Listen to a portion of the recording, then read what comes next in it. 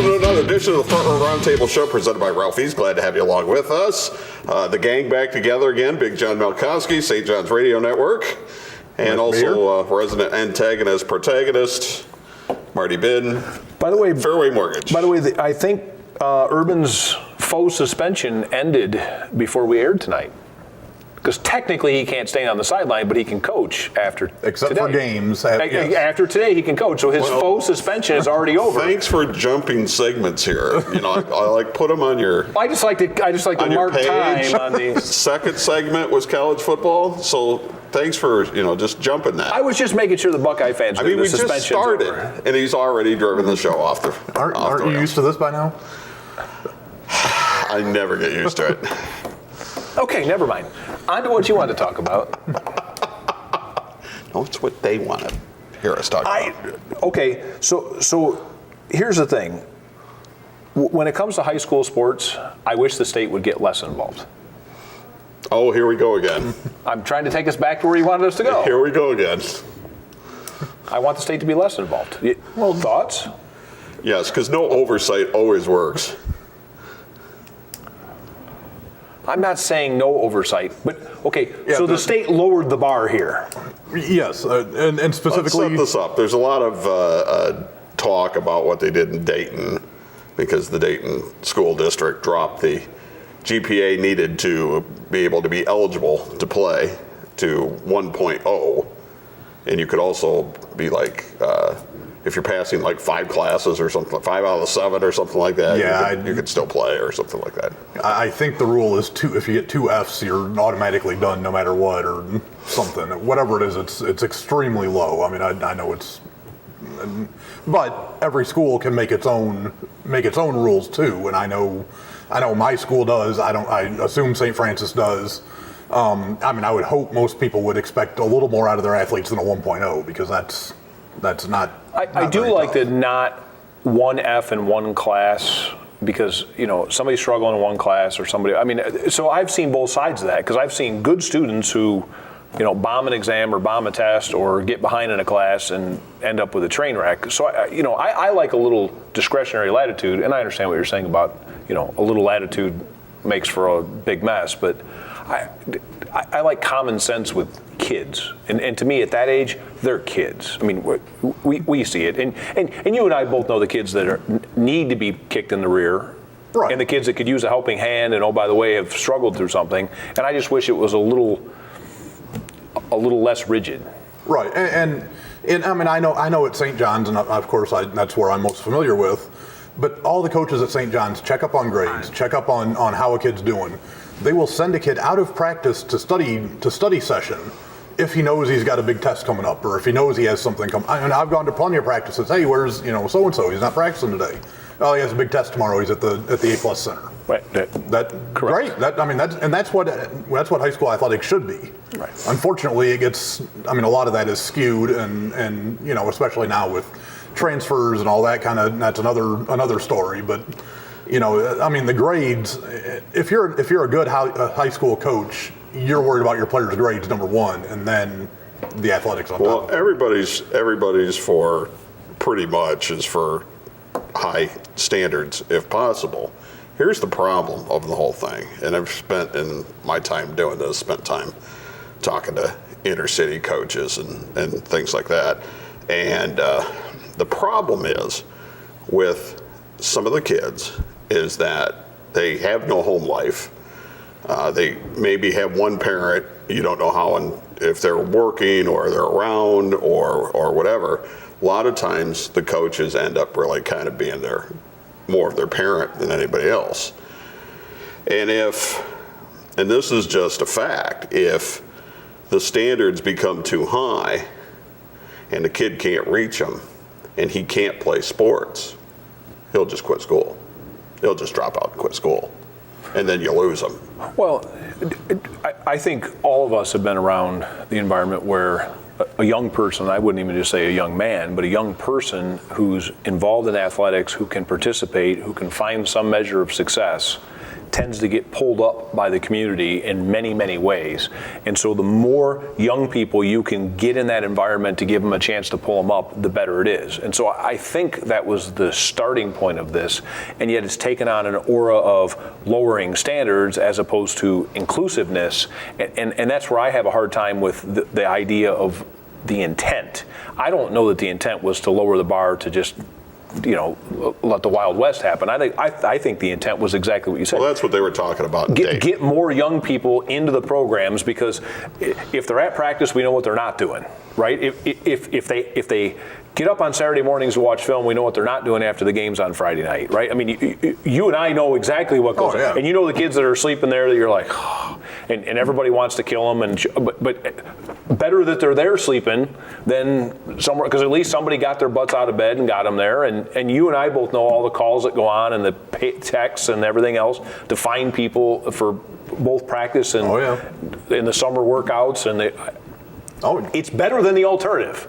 Oh, absolutely. And I get that part. I mean, I get that you don't want to lose the kid, but you have to push them a little bit. And I think, and it's a delicate balance, because like Norm said, you can't have it too high, or a kid's just going to say, oh, I can't do it, forget it. I believe they have it at 1 as a freshman, but it's like 1.75 as a sophomore. And I think they kind of move up a little bit. Because I know a lot of coaches around here have talked about when they come out of junior high, really to kind of wipe the slate clean and let them start over in high school as a freshman. And I think that's a good idea, because Well, and how many freshmen are contributing in a meaningful way in a varsity program? I mean, so at that age, being super inclusive to me is the absolute best starting point, because it gives everyone a chance to get them in the fold. And then honestly, it's on the coach if they don't pull them up. It's on the staff. You don't want to throw away kids. You just don't. But in that case, because I know at St. John's, Friday night game, kids aren't getting home till 10:30, 11 o'clock. They got to be back at school at 8 a.m. On Saturday for film and conditioning. So if you are a freshman and you can't play, you're on that regimen. You're doing that stuff, doing what you need to do, and it's good to have those, be around the older kids too. You're around the seniors who have been through all this and who have gone through it, and you see that it's doable. And you watch the work, and you watch the bangs and bruises, and you watch all the others. And it's I wouldn't say I think we're focusing on football because it's football season, but regardless of the season and regardless of the sport, you see the commitment that's made year-round anymore in most cases. And I think that's the greatest thing about sports in general for kids, is that you're much easily able to see kids put in the work and see the results of it. Correct. And that is how you actually build esteem, not by saying, Johnny, you're just fantastic. All right, let's take... And I'm the guy that tries to take the cart off the road. No, I'm not biting. Well, it's all part of this here. All right, we'll let him take the cart off the road for the second segment coming up, which is the first full weekend of college football. And we'll talk about that and more coming up. It's the Roundtable show presented by Ralphie's. Bring yourself to Ralphie's. Yeah, it's that good. At Ralphie's, it's primetime football every Sunday, Monday, and Thursday nights. Enjoy endless wings starting at 8 p.m. each night and carry-out specials every day. Plus special pricing on all Labatt products, plus new craft and IPAs for the fall. As always, beer buckets only $10 Friday and Saturday. Bring yourself to Ralphie's. Yeah, it's that good. Hey, Mortgage Marty here from Fairway Mortgage. New office is open at 5577 Monroe Street in the Promenade Shops. And those of you that watch know how competitive I am. So here's my challenge.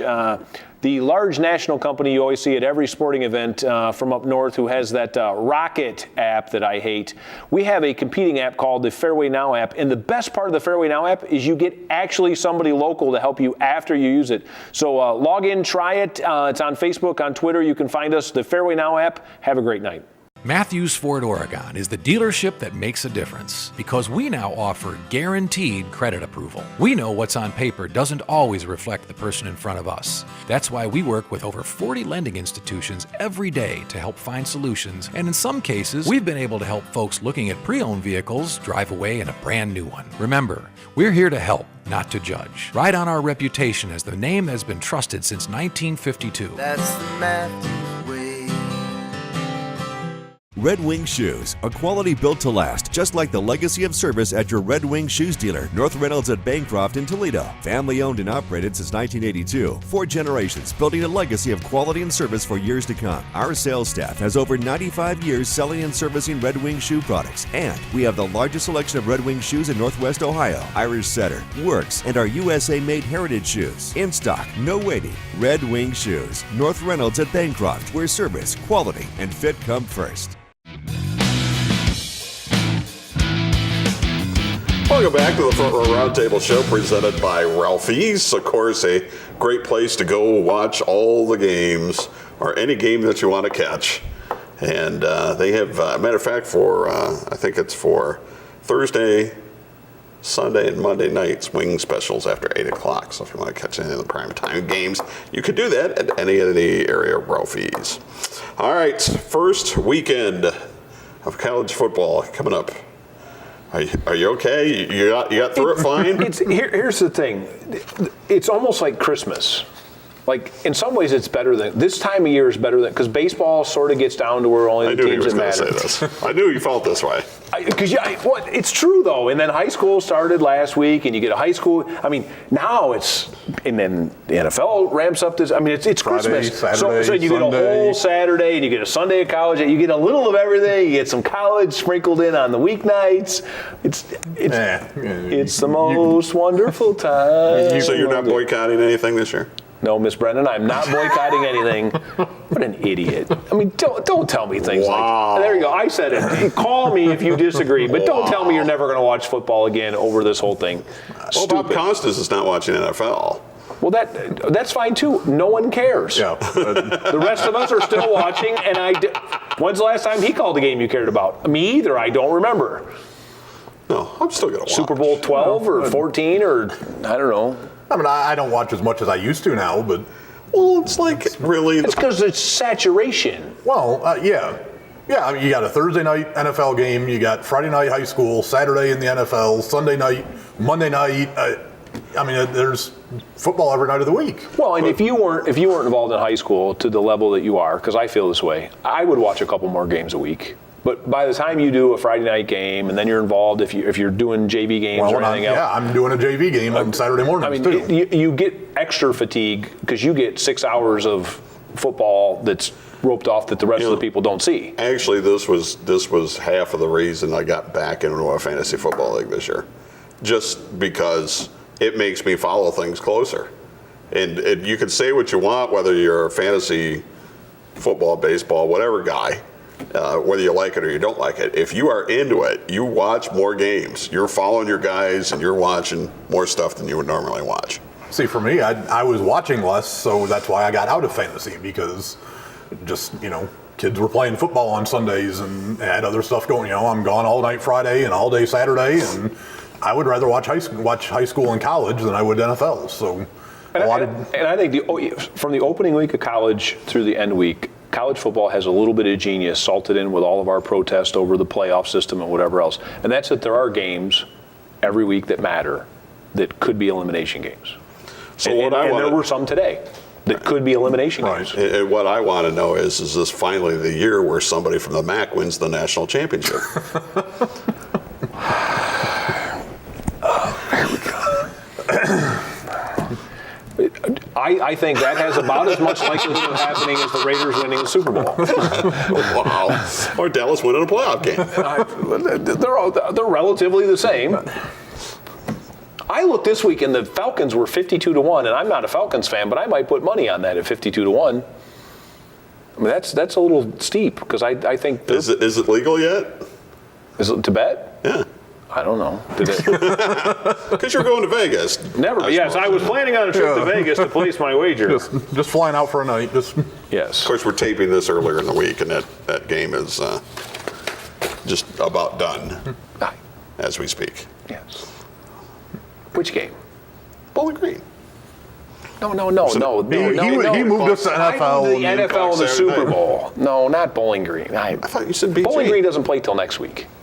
No, Bowling Green is at Oregon. At Oregon. Oh, and right yes, here. I thought you Take a meant look. the- I'm, yes, I'm, I think- I'm assuming by now they're down. Let's not mix about our sports. 65-0. See, you wait until the third segment for the third topic, Fine. which is NFL football. I can't. I don't follow a script very well. For a finance guy, you just 1, 2, 3. You know. Math is supposed to be an exact science. And Look, I love college. Tonight's the Toledo home opener. I enjoyed being there, and I will enjoy being there a lot this year. Well, and you can hate all you want, and you can say what you want. not but hating. You do. You're not just as trying much to. as you hate the Browns. No, I don't. I'm not. I don't hate the Browns. I just don't I'm a understand. UT grad. I don't. So as am I. My point to this, I love being there, and you can say what you want. That environment is awesome. Well, what do you think, being a UT guy? What do you think of the way scheduling a game tonight where it goes head-to-head with Michigan Notre Dame? Or in a couple of weeks when the Miami game is, the Walleyes scheduled their only preseason game that same night. I think. Should UT avoid Ohio State, Michigan, and all that kind of stuff? No. I don't think I think you you. can. I think I you think just there's live just with too the much going on. consequences. I agree with you. And at the end of the day, the people that want to be there will be there. And I think you're going to see as the year goes on, both packed crowds there because of the product and because it has become a bit of a destination. Right. When you get 3 MAC schools crack the top 10, which I'm sure they will this year, right? Second attempt to. But Then that momentum that will rise. Here's my wager. Next Saturday, I believe Bowling Green hosts Maryland. yes. And I think you can say that those two teams are relatively evenly matched because Maryland's awful. And I would like you to admit after that the bottom of Division X in the Big Ten is no better than the middle of the road or bottom of the division in the MAC. So the only question is how elite the talent is at the top of some places. Because after that happens, I want you to admit that the week in, week out matchups aren't what we all think they are. It hasn't happened yet. Let's revisit that if it happens. Plus, Maryland has a lot more going on than just whether their talent's any good. I'm trying to dig back into my point here. No, the top MAC teams, their first string can play head-to-head with, I think, the middle of any conference. Correct. The second string, that's a different story. Right. Correct. And the top level talent in the Big Five with the 20 or 25 schools that have it is elite because they recruit.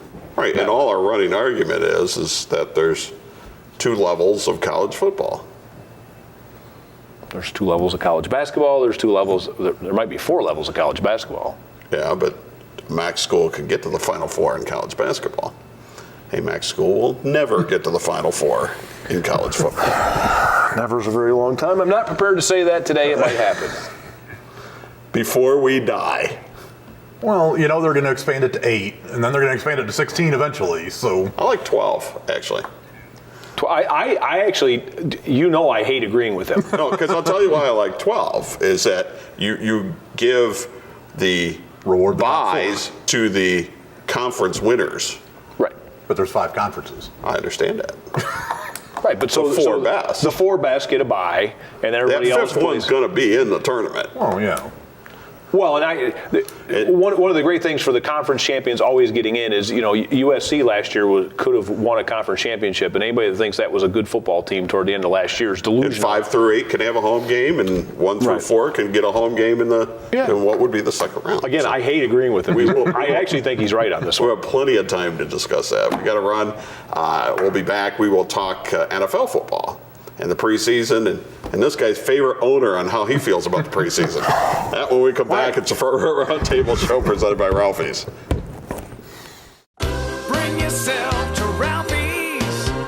Yeah, it's that good. At Ralphie's, it's primetime football every Sunday, Monday, and Thursday nights. Enjoy endless wings starting at 8 p.m. each night and carry-out specials every day. Plus special pricing on all Labatt products, plus new craft and IPAs for the fall. As always, beer buckets only $10 Friday and Saturday. Bring yourself to Ralphie's. Yeah, it's that good. Matthews Ford Oregon is the dealership that makes a difference because we now offer guaranteed credit approval. We know what's on paper doesn't always reflect the person in front of us. That's why we work with over 40 lending institutions every day to help find solutions, and in some cases, we've been able to help folks looking at pre-owned vehicles drive away in a brand new one. Remember, we're here to help, not to judge. Ride on our reputation as the name that has been trusted since 1952. That's the Matthews way. Hey, Mortgage Marty here from Fairway Mortgage. New office is open at 5577 Monroe Street in the Promenade Shops. And those of you that watch know how competitive I am, so here's my challenge. The large national company you always see at every sporting event from up north who has that Rocket app that I hate, we have a competing app called the Fairway Now app. And the best part of the Fairway Now app is you get actually somebody local to help you after you use it. So log in, try it. It's on Facebook, on Twitter. You can find us, the Fairway Now app. Have a great night. Powerbomb Wrestling is back in action in Toledo on Sunday, September the 30th at 5 p.m. at St. Clements Hall, 2990 Tremainsville Road.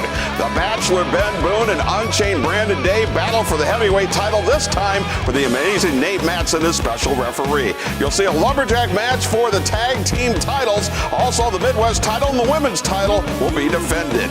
Get your tickets now at pbwexcitement.com. It's the best wrestlers in the Midwest, Sunday, September the 30th.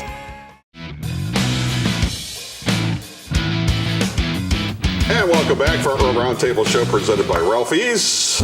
Norm Waymer, Big John Malkowski, and the protagonist, Marty Ben. Why do we have to do Jerry? Can't we just, can we agree that he's an idiot and just move on? No, you're a Cowboy fan. Yes, and he's an idiot. Can we move on? No, it's just, they're stirring the pot again on preseason. It's not exhibition, it's preseason NFL. Stirring the pot. Oh, sorry, we're talking about preseason? No, the biggest problem with the preseason is People get hurt. no. No. They charge the fans full price for their That's tickets. the biggest problem right there. If you want season tickets, you have to buy a 10-game I'm package. a math guy. NFL. You aren't paying for 8 games. You're paying for 12. Take the ticket price 10. of 12. Divide. Okay, 10. Yes, I get it wrong every time. So No, divide but your you package. have. I'm doing the right. But if you're in a $60 seat for the regular season, you're in a $60 seat for the preseason. I'm aware. So what I'm saying to you is, it's not 60 times 8. It's 60 times 10 divided by 8. That's what it costs you to go, and then try to guilt 6 of your friends into going to your 6 seats during preseason games, because you can't give those away. Like if I had a nickel for every time someone said, "I got tickets to the Bengals, Browns, or Lions preseason game. You want them? You can have them." No. See, this is the you thing that can't bothers pay me to go. Because with certain people of well-to-do means, let's just say, for some of those people, it's never enough money. They're always trying to squeeze the extra dime out of everybody.